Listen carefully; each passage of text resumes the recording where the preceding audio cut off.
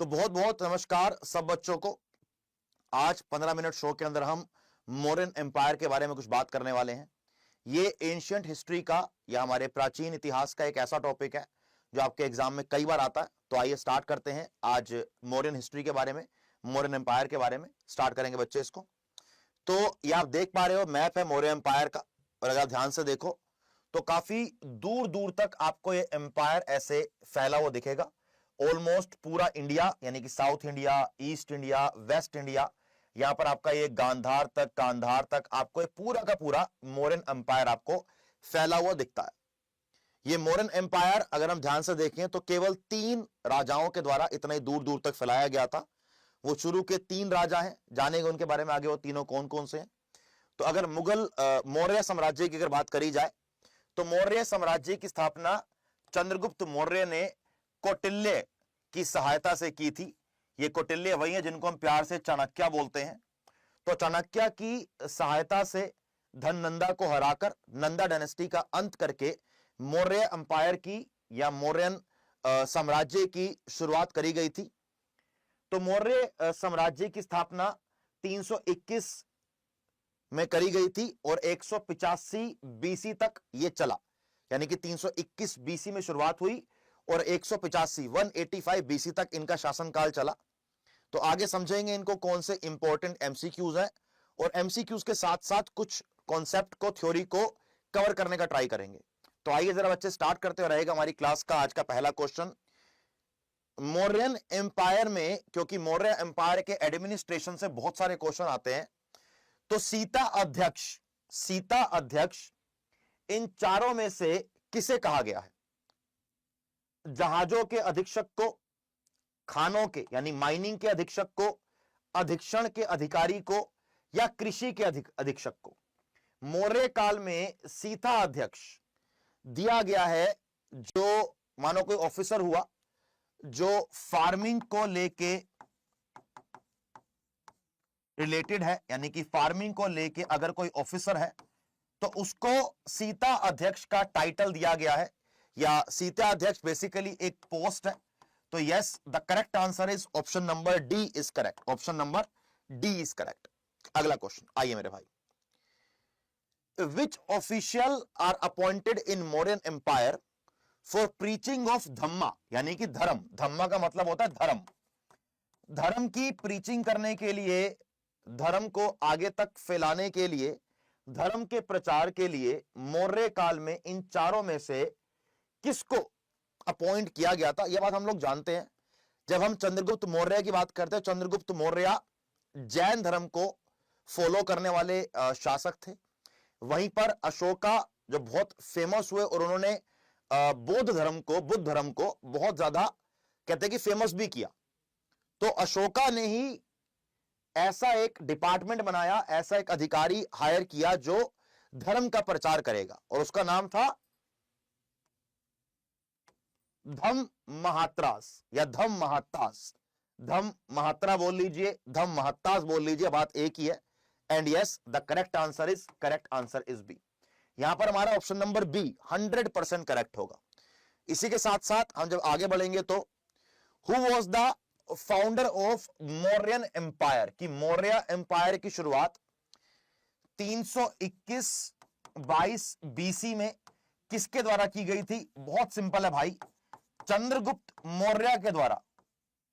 चंद्रगुप्त मौर्य के द्वारा मौर्य डायनेस्टी की शुरुआत करी गई थी। इनकी हेल्प करी थी कौटिल्य ने, या बोल लीजिए चाणक्य ने, राइट। इसी के साथ साथ चाणक्य की मदद से चंद्रगुप्त मौर्य ने धननंदा को हराया, और धननंदा को हराने के बाद नंदा डायनेस्टी खत्म हो गई और मौर्य एम्पायर हमारा चालू हो गया।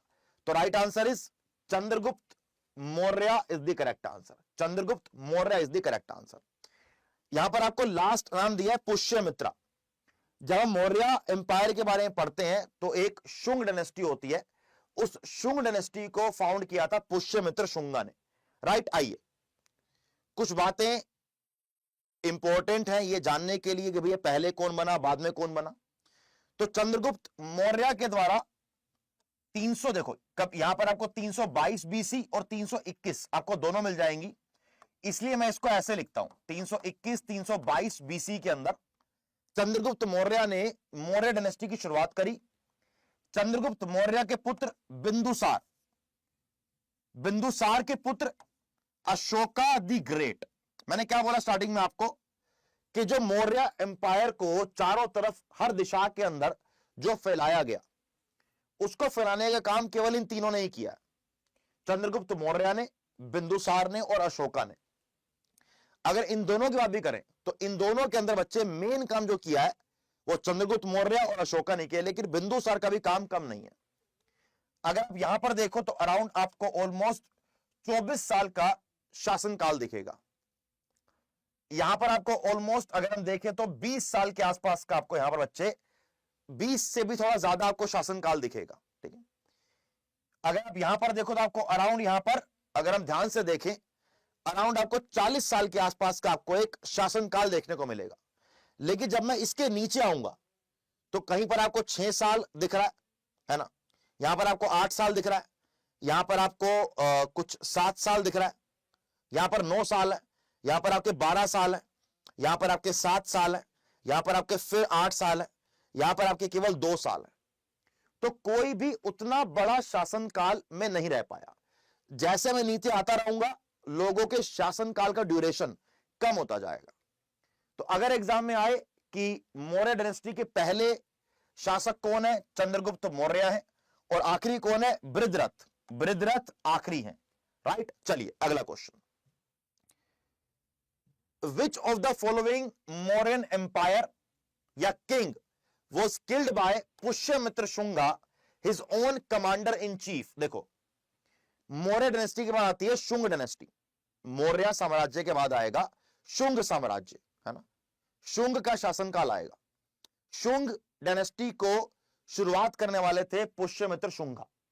पुष्यमित्र शुंगा को ब्राह्मणों का बहुत ज्यादा सपोर्ट था और ब्राह्मण लोग चाहते थे कि जो बुद्धिज्म हर जगह फैल रहा है उसका अंत किया जाए। तो इसी कॉन्स्पिरेसी को एंड देने के लिए पुष्यमित्र शुंगा जो कि बृहद्रथ की सेना के सेनापति थे, जो बृहद्रथ जो कि मौर्यास के लास्ट शासक हैं, उनकी सेना के सेनापति थे, बृहद्रथ को मराने का पूरी कॉन्स्पिरेसी करी गई, पूरा का पूरा कहता ना एक प्लानिंग करी गई, और पुष्यमित्र शुंगा ने बृहद्रथ का मृत्यु करके मौर्य एम्पायर एंड किया और शुंग डायनेस्टी की शुरुआत करी। किसकी मदद से, ब्राह्मणों की मदद से। और जैसे ही मौर्य एम्पायर का एंड हुआ वहीं पर भारत में जो बुद्धिज्म जबरदस्त तेजी से फैल रहा था उसका फैलना कम हुआ और ब्राह्मणों का जो इंफ्लुएंस था या ब्राह्मणों का जो स्ट्रॉन्ग एक हैंड था वो दोबारा भारत के अंदर देखने को मिला, राइट। चलिए इसी के साथ साथ अगला question, who was the son of Chandragupta Maurya. Chandragupta Maurya का इनमें से पुत्र कौन है? Right answer is Bindusara is the correct answer. Chandragupta Maurya का पुत्र बिंदुसार, बिंदुसार का पुत्र अशोका, राइट। यहां पर आपको दो नाम और दिए गए हैं, चंद्रगुप्त सेकंड, भाई ये है चंद्रगुप्त विक्रमादित्य, ये है चंद्रगुप्त सेकंड है आपका चंद्रगुप्त विक्रमादित्य। भाई ये बंदा बिलोंग करता है गुप्ता डायनेस्टी से, ये बंदा बिलोंग करता है गुप्ता डायनेस्टी से, सीधी बात तो ये वाली है, राइट। तो ये आंसर हो नहीं सकता। फिर आता बिंबिसार, भाई बिंबिसार है फाउंडर हरियाणा का डायनेस्टी का, बिंबिसार है फाउंडर हरियाणा का डायनेस्टी का। जब हम महाजनपद पढ़ते हैं तो आपका ये बिंबिसार हरियाणा का डायनेस्टी फाउंड करते हुए हमें कहीं दिख जाता है ना। तो right answer is only A, correct. आइए अगला question, next, Chandragupta Maurya also known as Sandrocottus और एंड्रोकोटस। चंद्रगुप्त मौर्य को आपको जो वो रिश्ता है एक ग्रीक लोगों के साथ कि जब उन्होंने सेलेसस निकेटर को हराया और उनको भारत से भगाने का काम किया तो सेलेसस निकेटर गोट इंप्रेस्ड, है ना भैया। सेलेसस निकेटर चंद्रगुप्त से बहुत ज्यादा इंप्रेस हो गया था, है ना। तो सेलेसस निकेटर बेसिकली अलेक्जेंडर का एक दूत था, जिसने अलेक्जेंडर ने जिसको ये आपका जहां पर पाकिस्तान गांधार का एरिया है वहां पर शासनकाल करता था वो, तो उसने चंद्रगुप्त मौर्य से लड़ाई भी करी और चंद्रगुप्त मौर्य ने उसको हरा भी दिया। बाद में चंद्रगुप्त मौर्य ने इसी की बेटी से, सेलेसस निकेटर की बेटी से शादी भी कर ली थी। तो शादी करी, शादी बेसिकली एक संधि थी कि लड़ाई लड़ाई माफ करो और अपने काम पर ध्यान दो, है ना भैया। तो right answer is Greek scholars ने जब भी चंद्रगुप्त मौर्य के बारे में कुछ लिखा है, कोई हिस्ट्री में लिखा है, क्योंकि भाई देखो सेलेसस, निकेटर, अलेक्जेंडर ग्रीक वाले लोग हैं।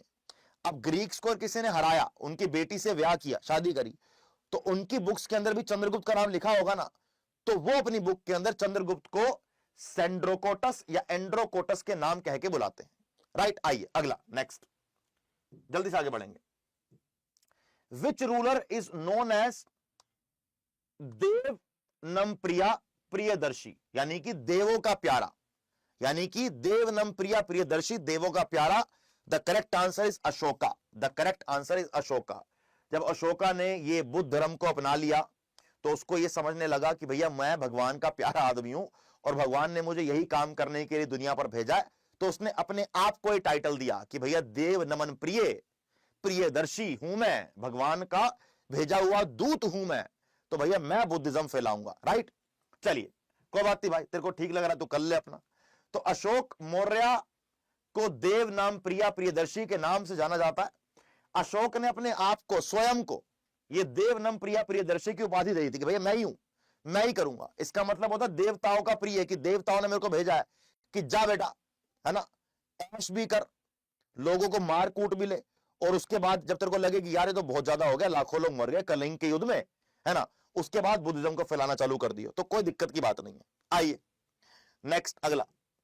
In the Sarnath inscription emperor Ashoka को क्या नाम दिया गया?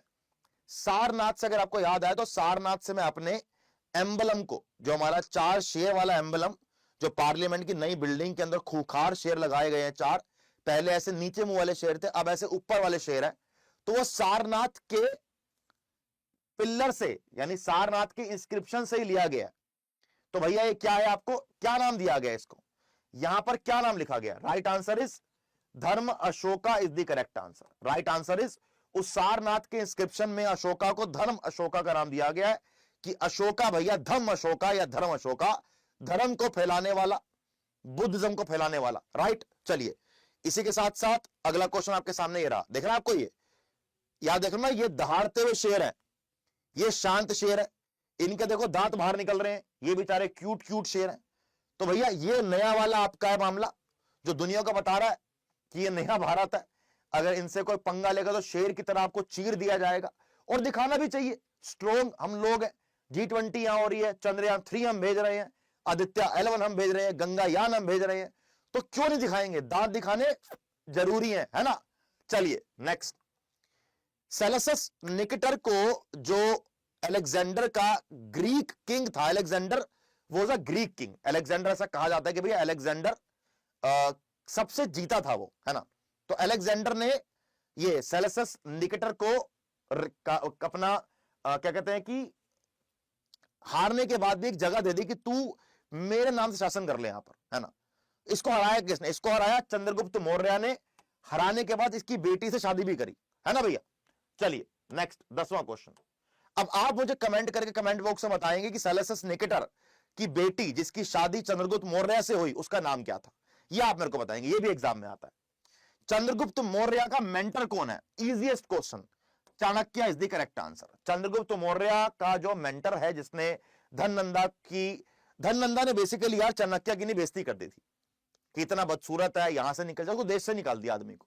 अब आदमी को लग गई बात ईगो पे, क्योंकि चाणक्य बड़ा समझदार पढ़ा लिखा आदमी है ना, तो उसने ठान ली कि ऐसा बंदा बनाऊंगा जो तेरे ही पूरे के पूरे शासनों को खत्म कर देगा और नंदा डायनेस्टी का अंत करेगा। भाई ने वही कर दिया, तो राइट आंसर इज चाणक्य। अगला question, which major rock edict of Ashoka, आपने पढ़ा होगा ना अशोका के कुछ रॉक एडिक्ट्स हैं, यानी कि चट्टानों पर अशोका के बारे में कुछ लिखा हुआ है। तो अशोका ने जो कलिंग वॉर पर विक्ट्री करी थी, जिसके बाद अशोका का दुनिया को देखने का रवैया बदल गया, जिसके बाद अशोका का दुनिया को देखने का रवैया चेंज हो गया, लड़ाई वड़ाई छोड़ दी, धर्म के रास्ते पर चलने लग गया, बुद्ध धर्म को अपना लिया। ये कलिंग का वॉर, अशोका के विक्ट्री कलिंग के ऊपर कौन से रॉक एडिक्ट में लिखी है? Right answer is 13th। Right answer is 13th। अच्छा, कलिंग का वॉर ना कोई ऐसा ही मजाक नहीं था, चंद्रगुप्त मौर्य ने भी कोशिश करी थी कलिंग को जीतने पर। कलिंग क्या है? अभी प्रेजेंट उड़ीसा, उसके आसपास का एरिया। चंद्रगुप्त मौर्य ने भी कोशिश करी थी कलिंग को जीतने की। बिंदुसार ने भी कोशिश करी थी कलिंग को जीतने, यानी कि अशोका के दादाजी और अशोका के पिताजी दोनों ने करी थी। तो कलिंग पर जीतना अशोका के लिए एक ईगो भी थी और पूरी दुनिया में, पूरे देश में यह बताना भी था कि मुझसे बड़ा कोई नहीं है। तो कलिंग को जीतकर नंबर 1 तो ये आदमी ऑलरेडी हो गया। अब जब नंबर 1 ताकत में हो गया तो अब नंबर 1 किसके अंदर हो रहा है? लोगों को शोबाजी करने में, कि भैया जी अब मैं धर्म के रास्ते पर चलूंगा। लाखों लोगों को मारने के बाद धर्म के रास्ते पर चले अशोक, है ना भैया? तो राइट आंसर इज 13th। तो कलिंग का युद्ध 261 बीसी के अंदर, 261 बीसी में कलिंग का युद्ध लड़ा गया। ठीक है, कलिंग युद्ध अशोका के जो मौर्य साम्राज्य था और कलिंग राज्य के बीच एक संघर्ष था, जिसमें अशोका की जीत हुई, मौर्य साम्राज्य की जीत हुई। वर्तमान जो आपका भी उड़ीसा है और दक्षिण पूर्व आप आंध्र प्रदेश मान लो, वो आपका कलिंग था उस समय। ऐसा कई जगह लिखा है कि लाखों लोग मारे गए थे यहां पर और कई लाखों लोगों को बंदी बनाया गया था। तो इतना खून खराबा देखने के बाद जब अशोका इस पूरी चीज का आकलन करने के लिए उतरा तो उसको समझ आया कि इन सब का कोई फायदा नहीं है, हमें कहीं ना कहीं शांति के रास्ते को अपनाना पड़ेगा। तो शांति के रास्ते को अपनाया और बुद्ध धर्म की प्रीचिंग करी। राइट, ड्यूरिंग मौर्यन पीरियड नगारका है, नगारका बोलो, नागराक बोल लो, ये कौन से अधिकारी को ये टाइटल दिया गया था? यानी कि अधिकारी वो करता क्या काम था? बहुत सिंपल है, यहां पर लिखा है नगर।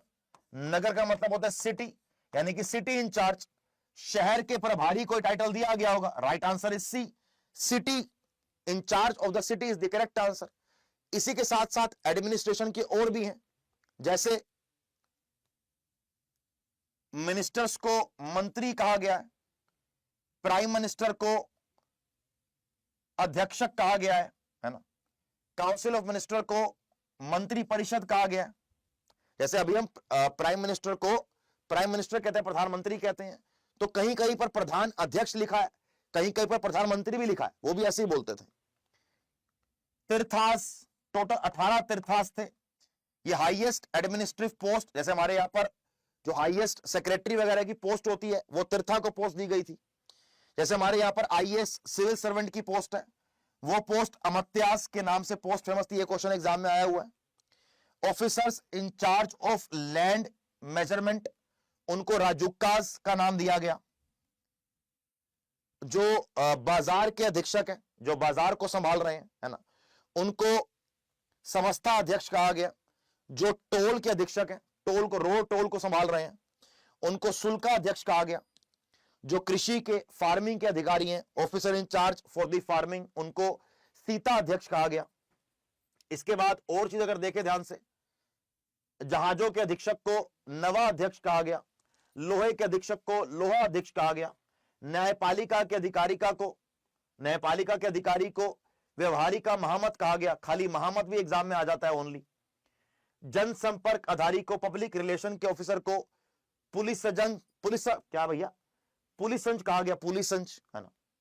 ग्रामिका, गांव के मुखिया को ग्रामिका कहा गया। जिला के मजिस्ट्रेट को, डीएम को, डिस्ट्रिक्ट मजिस्ट्रेट को प्रादेशिक कहा गया। टैक्स कलेक्टर को स्थानिका कहा गया। किलों के राज्यपाल को दुर्गपाल कहा गया। इसके साथ साथ कमांडर इन चीफ को, प्रधान सेनापति को सेनापति कहा गया। राजस्व विभाग के यानी कि head of the revenue department को समाहर्त कहा गया, समर्थ कहा गया। राजकोष यानी कि चीफ ऑफ टर्शरी को सन्निधाता कहा गया, सन्निधाता कहा गया। ठीक है। जेल के अधिकारी को बंधनगारा कहा गया। राइट। जासूस को, स्पाइस को संस्थान या संचारी कहा गया, संस्थान और संचारी का नाम दिया गया। तो ये आपके सारे इंपॉर्टेंट चीजें हैं